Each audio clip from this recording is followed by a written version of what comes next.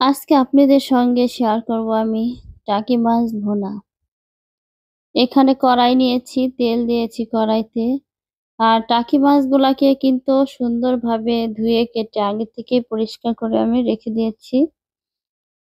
শীতের দিনে কিন্তু সব মাছ, তরি-তরকারি সবকিছুই ভালো লাগে। টাকি মাছগুলাকে একদম কড়া করে ভাজবো না, মিডিয়াম করে ভেজে নেব। মিডিয়াম করে ভাজা হইলে কিন্তু এরপরে আমি মসলা দিয়ে এটাকে ভুনা করব। আর টাকি মাছগুলাকে কিন্তু এই যে আনাম রেখেছি আমি। দেখতেও খুবই ভালো লাগবে। আর এইভাবে যদি ভুনা করে বাসায় খাওয়া যায়, সেই টেস্টি।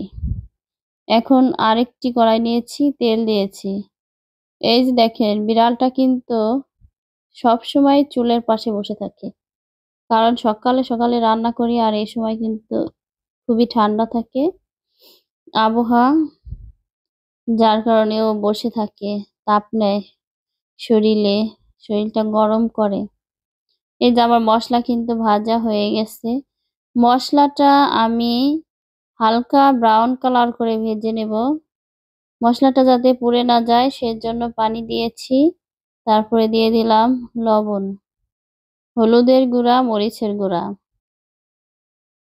দিয়ে নেড়েচেড়ে মসলাটাকে সুন্দর করে কষিয়ে নেব।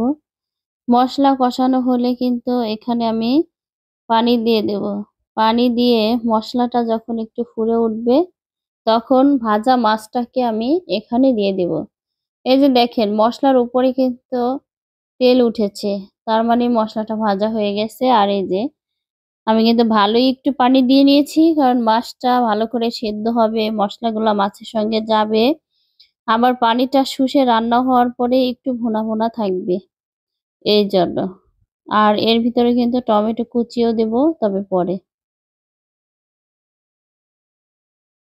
এই যে টমেটো কুচি কিন্তু আমি দিয়ে দিয়েছি। এখন নেড়ে চেড়ে সুন্দর করে কিছু সময় রান্না করে নেব। বারবার কিন্তু আমি ঢাকা দিয়েছি, অবশ্যই ঢাকা দেওয়াটা এখানে দেখাই নেই। তারপরে এই যে একটু ঢাকা দিয়ে দিলাম।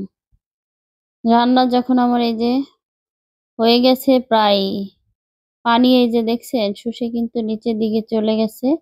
আর মাছটাও দেখা যাইতেছে, পানিটাও দেখা যাইতেছে। মাশাআল্লাহ, অনেক সুন্দর হয়েছে কিন্তু মাছ ভুনাটা। এখন ধনিয়ার পাতা ছড়িয়ে দিলাম, আমার রান্নাটা কিন্তু শেষ। এই টাকি মাছ যারা খান না এইভাবে ভুনা করলে কিন্তু তারাও খেতে পারবেন। মাশাআল্লাহ, কালারটা দেখছেন, ওয়াও জোস, সেই স্বাদ ছিল। সবাই ভালো থাকেন।